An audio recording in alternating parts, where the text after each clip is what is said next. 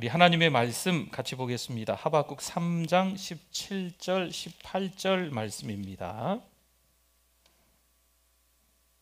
은혜 받으실 하나님의 말씀 하박국 3장 17절 18절 말씀 우리 한 목소리로 같이 봉독합니다. 비록 무화과 나무가 무성하지 못하며 포도나무에 열매가 없으며 감람나무에 소출이 없으며 밭에 먹을 것이 없으며 우리의 양이 없으며 외양간에 소가 없을지라도 나는 여호와로 말미암아 즐거워하며 나는 구원의 하나님으로 말미암아 기뻐하리로다. 아멘. 하나님의 말씀에 대한 우리의 고백 다 같이 하도록 하겠습니다. 주의 말씀은 내 인생의 빛입니다. 주의 말씀은 내 삶을 변화시킵니다. 주께서 말씀하신 대로 나는 하나님의 사랑받는 자녀입니다. 나는 축복의 통로입니다. 오늘도 주의 말씀에 내 마음의 문을 엽니다.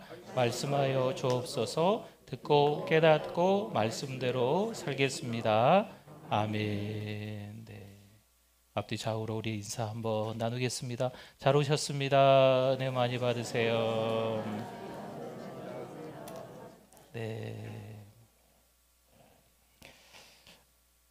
산 위에 26개의 십자가가 있습니다.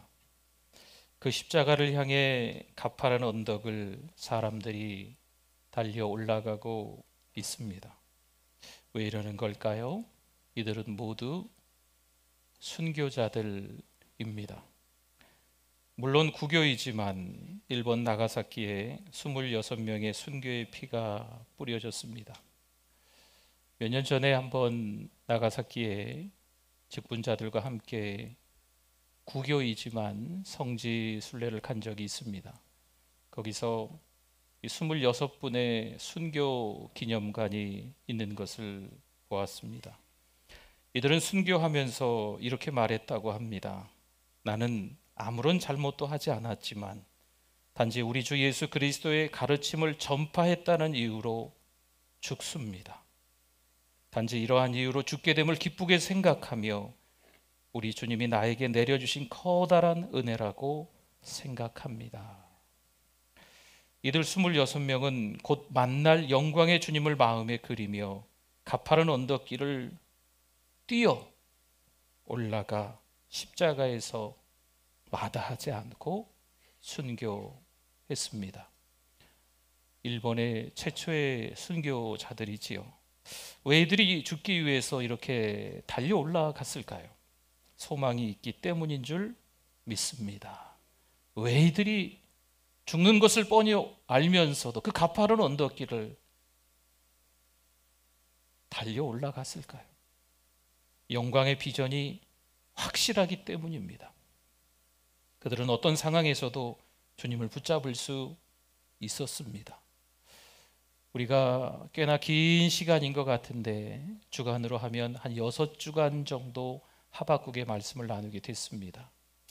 하박국이 십자가를 마다할 수도 있었던 모습이 1장에서 보여진다면 3장에서의 하박국은요 많이 달라졌어요. 가파른 언덕길이라도 그 십자가를 마다하지 않고 제가 순교하겠습니다. 제가 지겠습니다. 마치 이러한 각오를 엿보이는 듯 보이는 이 하박국 3장의 말씀입니다. 오늘로서 이 하박국의 말씀을 마무리하는데 우리 1장부터 그 흐름들을 잠깐 먼저 보도록 하겠습니다. 1장 2절의 말씀을 보면요, 여호와여 내가 부르짖어도 주께서 듣지 아니하시니 어느 때까지리이까?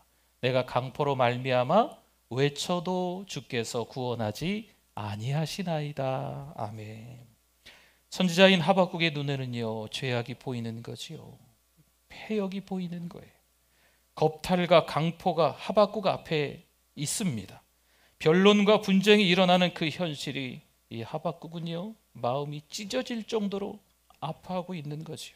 그런데 하나님은 어떨까요? 부르짖는데 외치는데 침묵하고 계시는 거예요. 겨우 하나님의 일하심을 알았는데 자기 생각과는 다르게 하나님이 엉뚱하게 일하고 계시는 거죠. 1장 6절 말씀을 보면요, 보라 내가 사납고 그러니까 하나님께서 바벨론을 들어서 사용하신다라는 말씀이에요. 사납고 성급한 백성 바벨론입니다. 그 땅이 넓은 곳으로 다니며 자기의 소유가 아닌 거처들을 점령하는 갈대아 사람을 일으켰나니. 아멘.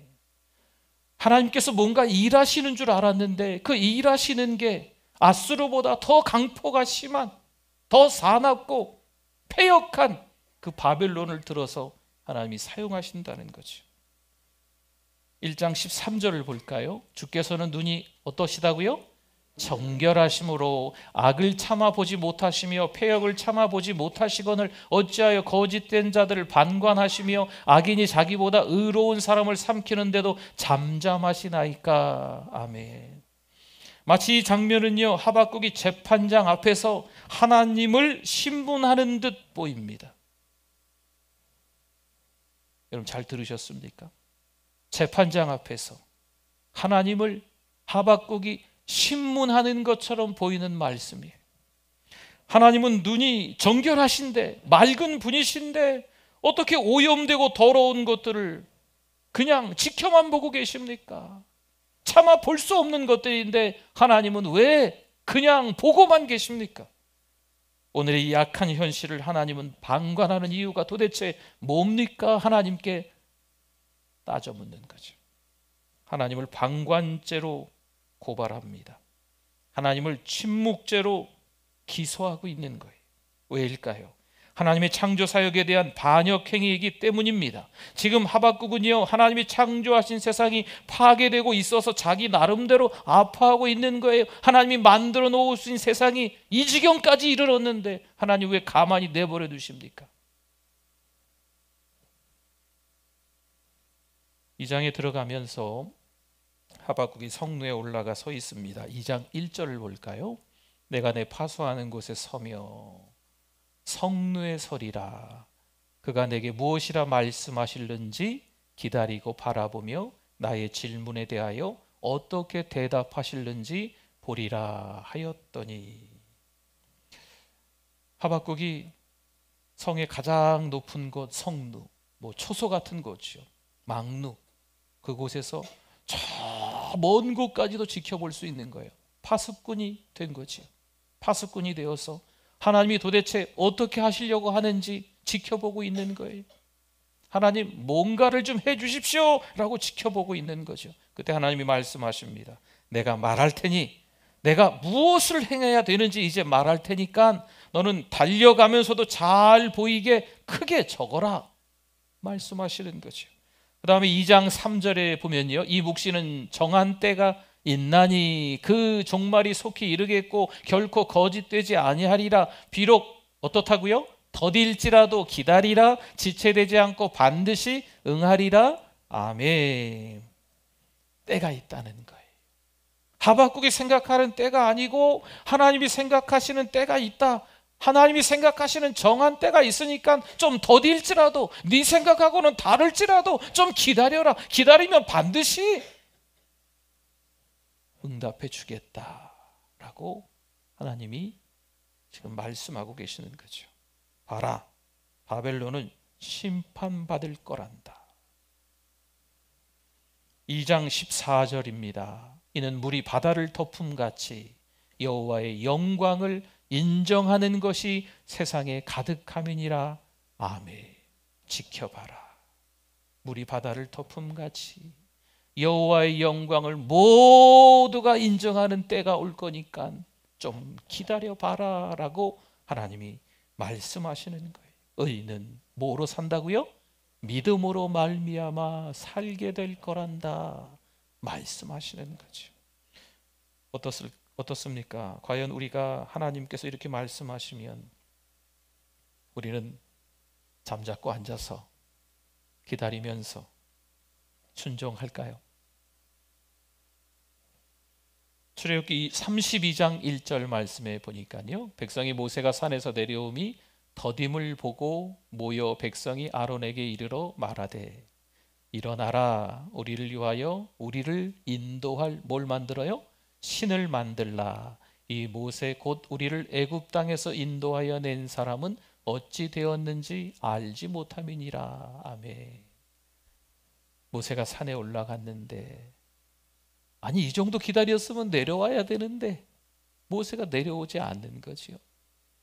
진짜 하나님께서 우리를 출애굽 홍해를 건너게 이 광야를 지나게 해주고 계시는데 우리를 인도할 그 신이 눈에 보이게끔 만들어라 라고 하는 거죠. 기다려야 될 시간에 기다리지 못하고 우리 눈에 보이는 신을 만들어라 라고 이스라엘 백성들이 요구하고 있는 겁니다.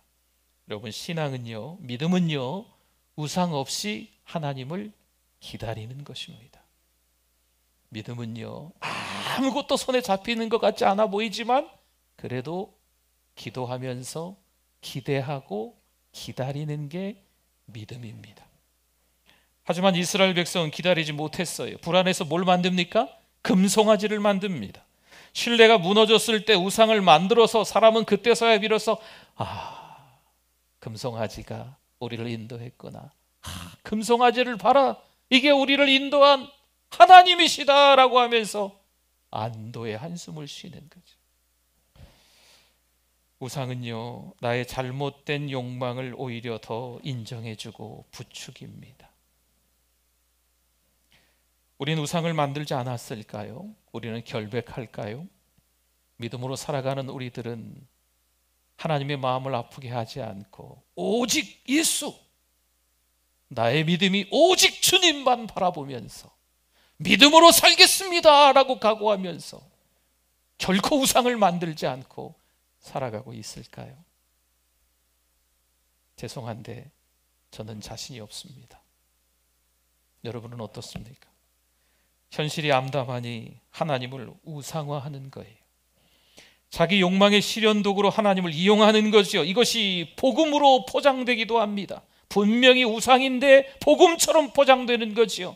분명히 자기 뜻대로 하는 건데 하나님의 뜻인 것 마냥 이 이쁜 포장지를 가지고서 포장하고 은혜입니다, 하나님이 하셨습니다 하면서 말도 안 되는 이야기를 하는 거죠.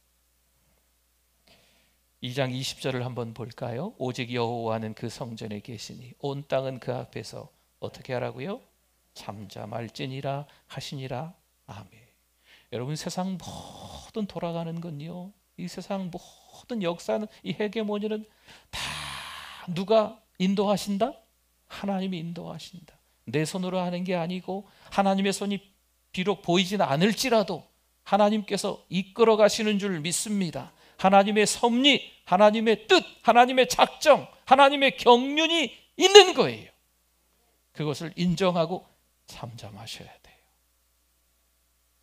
결코 헤어나올 수 없는 구덩이에 빠졌어도 전혀 해석이 되지 않는 고난의 현장에 가슴 아픈 암담한 현실일지라도 그 현장에서 하나님을 기다리고 있는 거죠.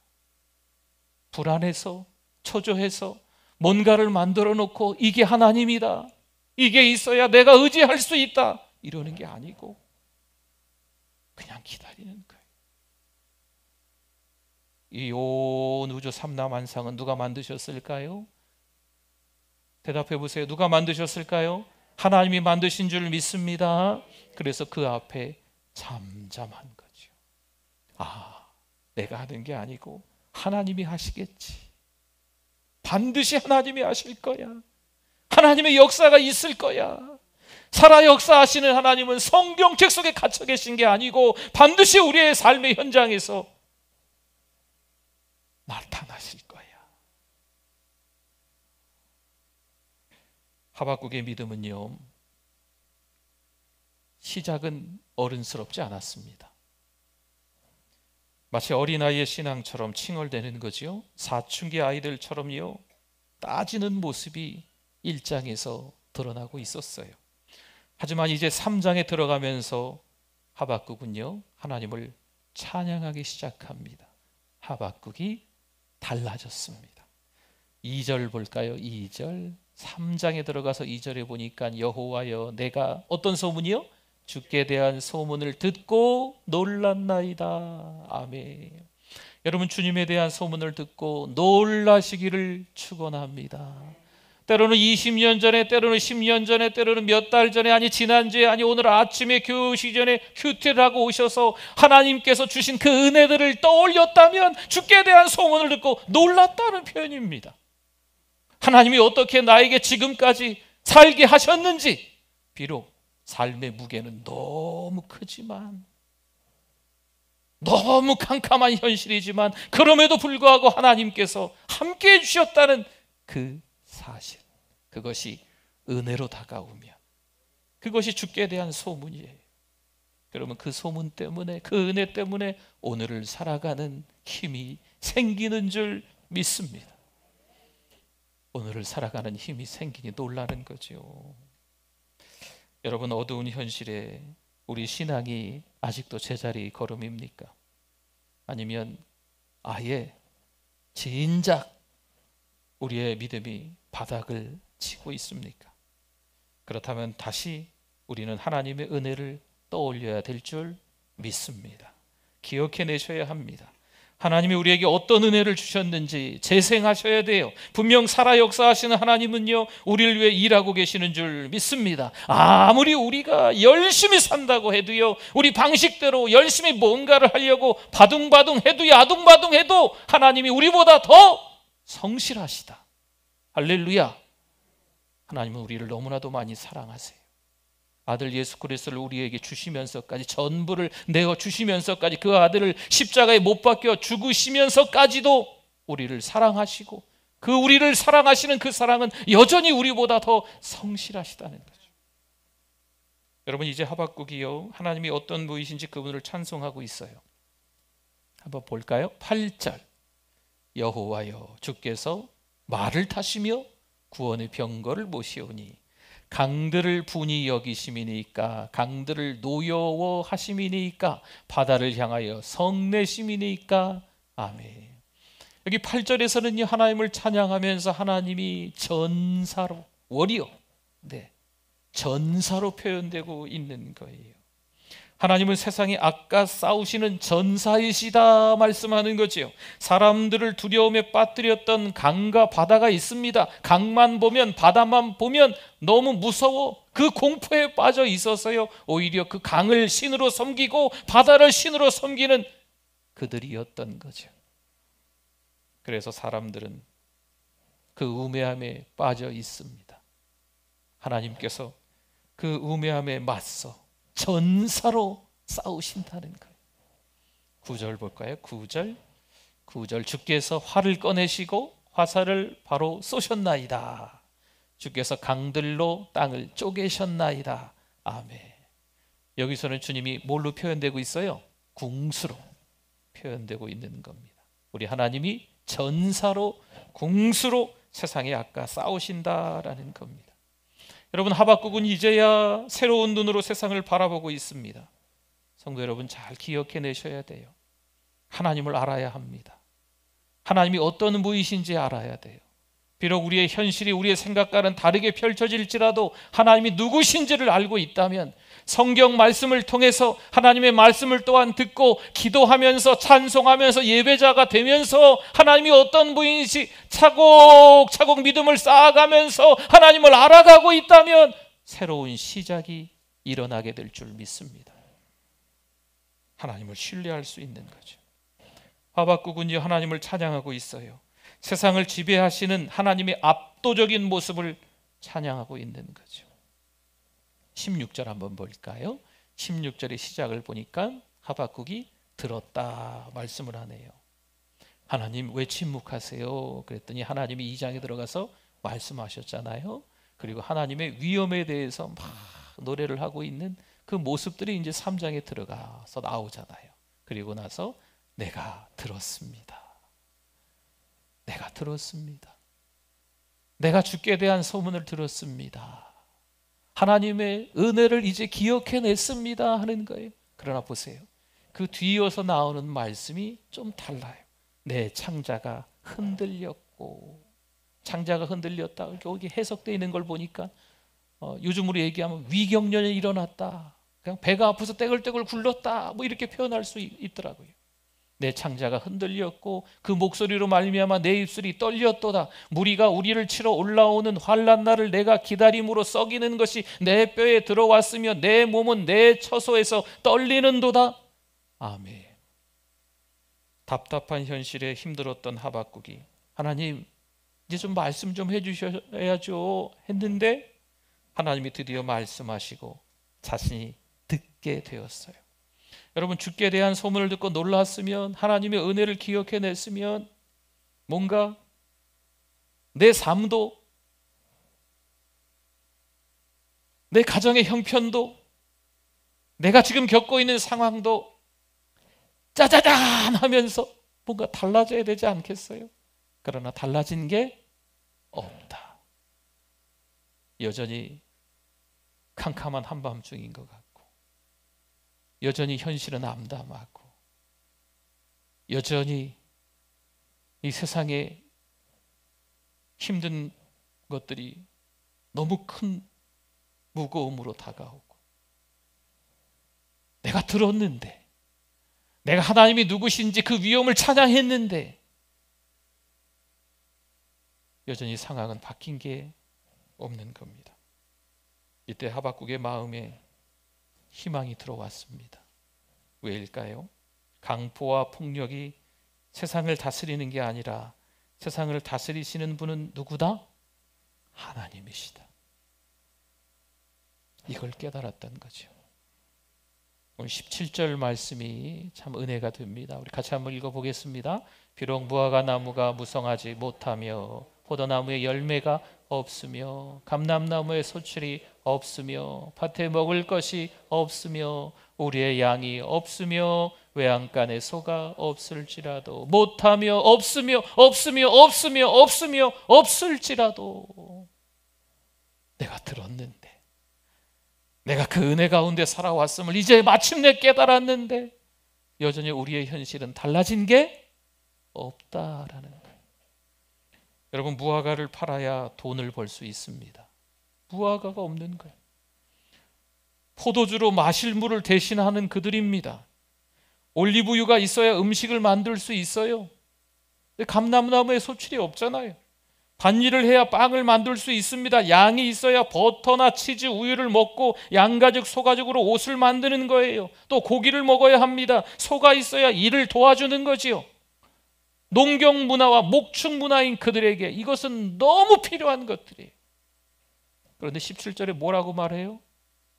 못하고, 없고, 또 없고, 없다. 아무것도 없다.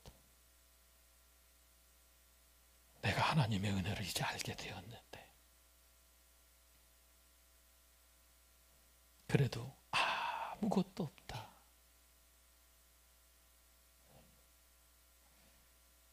하박국이 이제는 어린아이가 아닙니다. 1장의 하박국은요, 저 가파른 언덕길을 뛰어 올라가 십자가를 내가 지고 순교하겠습니다라는 자세를 전혀 볼 수 없어요. 그러나 이 3장에 이제 여기에 와서는 정말 26명의 순교자들과 함께 가파른 언덕길을 올라가 같이 순교할 수 있는 사람이 되어 있습니다. 하박국의 믿음은 이전에는 이랬어요. 여러분, 여기 앞에 잔이 있습니다. 하나님이 잔이 있어요? 컵이 있어요? 여기 채워주셔야 하나님은 나의 하나님이십니다 라고 했던 믿음. 하나님, 내가 기도하는데 들어주셔야 합니다. 내가 원하는 대로 대주셔야 합니다 라고 했던 믿음. 나하고 상관없이 되어지는 일들이 말도 안 되는 거지요. 그러면 하나님은 나의 구원자가 아니십니다. 하나님은 정결하신데 왜 그 악을 그냥 보고 계십니까? 이랬던 믿음. 컵이 있으면 이 컵이 꽉 채워져야 하나님은 나의 하나님이 틀림없습니다 고백했던 어린아이 같은 하박국의 믿음이었어요. 그러나 하박국은 이제 달라졌습니다. 18절 볼까요? 여러분, 17절을 기억하십니까? 못하며 없을지라도, 그 다음에 뭐예요? 18절에 나는 여호와로 말미암아 즐거워하며 나의 구원의 하나님으로 말미암아 어떻게 해요? 기뻐하리로다. 할렐루야. 분명히 17절도 하박국의 삶입니다. 17절이 하박국과 전혀 상관없는 삶이 아니에요. 오늘을 살아가는 우리의 삶의 현실에 어두움이 있습니다. 무거움이 있습니다. 답답한 현실이기도 합니다. 그 현실이 우리의 삶과 전혀 상관없는 삶이 아니에요. 내가 예수를 믿어도, 내가 신앙생활을 잘한다고 해도 때로는 못하며 없으며 없는 일이, 아무것도 되는 일이 없는 일도 현실에 찾아올 수 있다라고 하는 거죠. 예전의 모습이라면 그것 때문에 속상해하고 우라통이 터지고 화병이 일어날 정도로 큰 스트레스를 받아서 아이고 뒷골이야, 교회고 뭐고 다 때려쳐, 이렇게 했던 어린아이 같은 믿음이라면 이제는 그렇지 않은 거죠. 아무것도 없어도 나는 여호와 하나님 한 분 때문에 기쁘다는 거죠. 나의 구원의 하나님 한 분 때문에 즐겁다라는 거죠. 하박국이 진짜 달라졌습니다. 1장의 하박국의 모습과 이 3장의 하박국의 모습, 너무 많이 달라진 거죠. 세상은요, 없으면 죽어, 돈 없으면 큰일 나, 지갑에 돈 떨어졌네, 불안이 찾아오는 거죠. 통장에 돈이 없어요, 쌀떡에 쌀이 떨어졌어요, 갑자기 병원에 찾아갔더니 의사 선생님이 하는 말이 큰 병에 걸렸습니다, 별로 병원에서 해줄 게 없습니다. 이러면 아무것도 못하는 거죠. 여러분, 이 현실이 우리하고 상관없는 현실입니까? 그렇지 않다는 거예요. 하나님, 이 잔에 하나님께서 채워주시면 하나님은 나의 구원자십니다. 하나님, 내가 건강해지면 하나님 더 잘 믿겠습니다. 하나님, 내가 오늘 복권을 하나 샀는데 1등은 차마 1등은 바라지 않겠습니다. 2등만 되게 해주세요. 그러면 정말 하나님 더 잘 믿겠습니다. 내 몸이 아픈데 싹 병이 낫게 해주세요. 여러분, 우리가 필요한 것들이 채워지면 우리의 믿음이 더 좋아질 것처럼 하나님을 우상화하고 그것을 잘 포장해서 살아가는 우리의 신앙의 형편들임을 돌아보셔야 됩니다. 목사인 제가 신앙생활을 너무 잘하고 있는 여러분들, 우리 모두가 다시 한번 이 하박국의 말씀을 통해서 현재 우리의 상황이, 그리고 우리의 신앙이 달라지고 있는지 점검해 보셔야 될 때입니다. 세상은 말하죠, 흔듭니다. 불안하게 만듭니다. 돈 몇 푼 없다고 미칠 것 같은 거죠. 죽을 지경이에요. 정말 사랑해드리고, 정말 섬겨드리고, 찾아가고, 기도해드리고, 많은 시간을 내서 같이 은혜의 말씀을 나누고, 그런데 스스로 목숨을 끊더라고요. 여러분, 목사인 제 마음이 얼마나 마음이 아팠겠어요.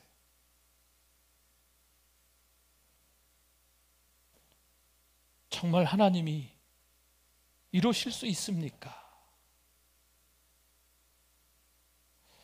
여러분, 그것을 한번 겪으면요, 너무 마음이 힘들어요. 근데 제가 2번 겪어봤어요. 참 안타까운 현실입니다. 사랑하는 성도 여러분, 정말 바라기는 세상의 것 때문에, 세상의 것이 채우지 않은 것 때문에 여러분, 하나님을 과소평가하시면 안 돼요. 우리 하나님, 천지를 만물을 창조하신 하나님이신 줄 믿습니다. 내 상황이 아무리 어려워도, 해석되지 않는 고난으로 나를 옥죄고 있어도 하나님은 이유가 있다 없다? 있으시다. 더 이상 초조해하고 불안해하지 맙시다. 더 이상 하나님을 등지고 내 마음대로 하나님과 원수가 돼서 살아가는 모습들이 없었으면 좋겠어요. 하나님 당신만이 나의 유일한 구세주이십니다.